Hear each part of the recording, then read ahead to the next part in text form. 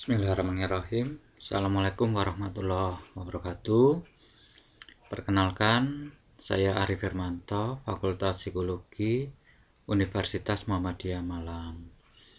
Pada kesempatan kali ini, saya akan memaparkan kegiatan pengabdian kepada masyarakat, yang mana kegiatan ini saya laksanakan di tahun 2020. Berawal dari adanya dana penelitian block grant dari fakultas, saya mencoba mengajukan proposal sebuah kegiatan yang ditujukan kepada mitra pengabdian saya, yakni TK Manggar.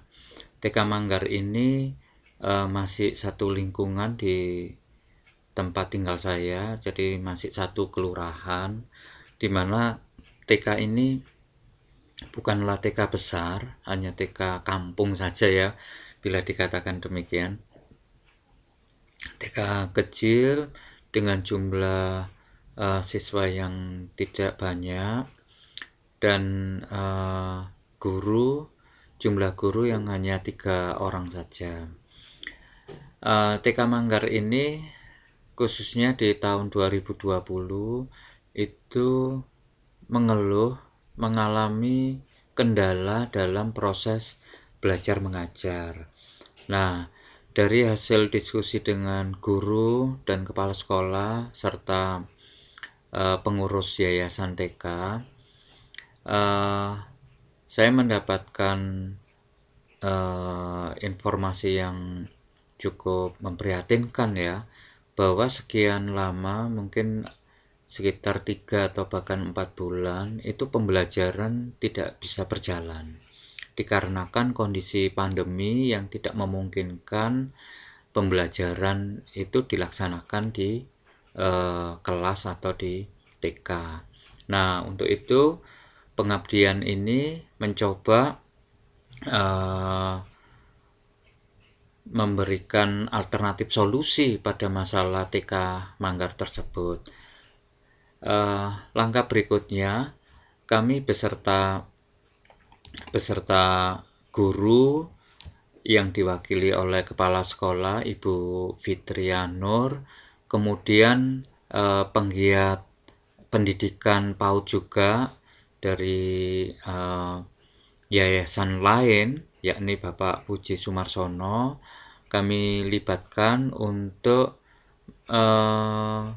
menyusun secara bersama apa yang bisa kita lakukan dalam masalah TK tersebut. Nah, selanjutnya saya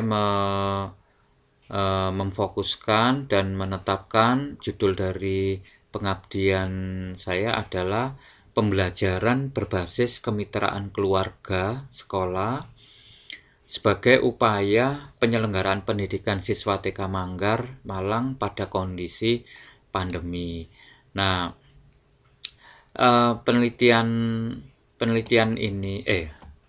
pengabdian ini itu difokuskan pada bagaimana pembelajaran yang sekian bulan ini terhenti itu dapat terlaksana kembali tanpa melanggar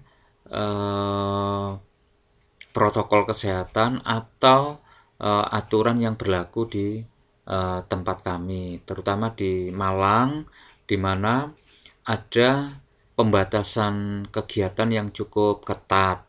Nah, untuk itu kami mencoba bersama mencari solusi. Ternyata ditemukanlah istilah pembelajaran berbasis kemitraan keluarga dan sekolah. Kenapa hal ini terjadi? Dikarenakan untuk anak TK, pembelajaran daring itu sangatlah sulit ya, terutama di TK Manggar.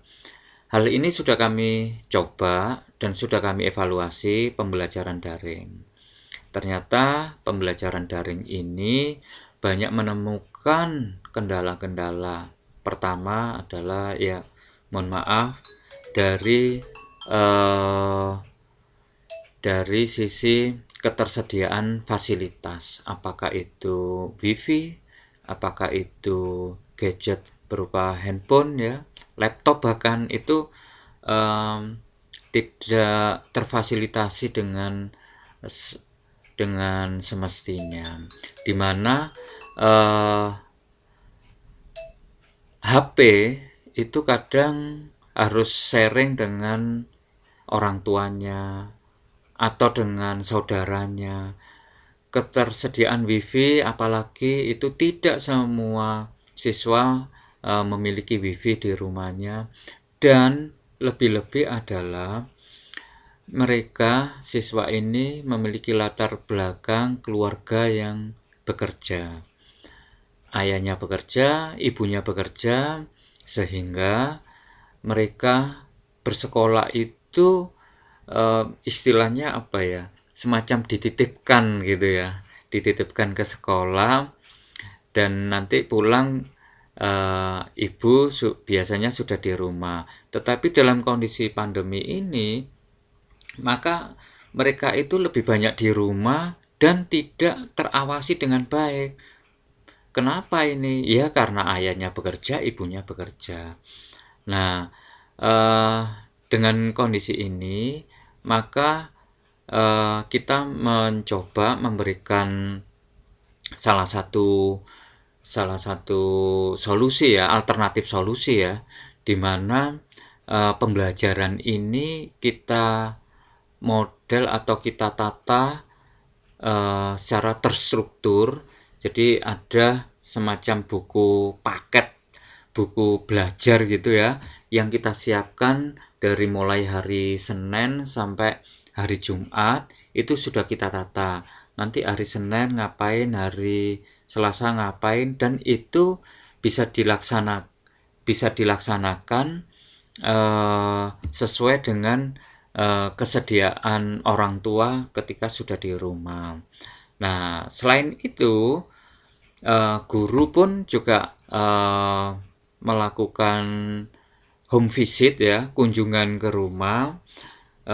Bukan satu guru ke satu rumah, tidak, tetapi satu guru ke rumah murid tertentu. Kemudian di murid tersebut, di siswa tersebut ada beberapa anak, bisa 4 sampai 5 orang di situ untuk mendapatkan pembelajaran secara terbatas gitu ya. Ini tentunya protokol kesehatan tetap kami jaga, dan ini secara efektif dapat berjalan. Nah, sehingga pagi hari ketika orang tua bekerja, guru bisa hadir di rumah siswa untuk melakukan pembelajaran, dan ketika guru sudah pulang, orang tua nanti bisa melanjutkan pembelajaran dari buku dari apa ya, paket belajar yang sudah diberikan dari Senin sampai Jumat. Nah, ternyata hal ini dirasa cukup cukup efektif ya, walaupun ya mungkin ada beberapa hal yang tidak bisa tercover ya, seperti belajar sosial. Maksudnya belajar sosial di sini adalah bagaimana siswa itu em, pertumbuhan atau kematangan sosial emosionnya itu tidak bisa terbentuk seperti layaknya siswa yang belajar di sekolah. Siswa tidak bisa bertemu dengan teman-temannya untuk saling belajar teman sebaya, tetapi uh, kami juga menyadari bahwa memang itu tidak bisa tercapai bila pembelajaran tidak bisa dilaksanakan di kelas. Nah, di akhir pengabdian, saya mencoba menawarkan kepada guru TK, apakah ibu pernah menyusun artikel begitu untuk dipublikasikan? Oh, apa itu, Pak? Nah, ini adalah pengalaman yang menarik menurut saya, yakni saya mencoba mengajak menulis artikel bersama dengan guru TK untuk kami publikasikan secara luas gitu ya. Nah, kebetulan saya berkesempatan untuk mengikuti International Conference of Community Development yang sedianya dilaksanakan di Phnom Penh, Vietnam, tetap maaf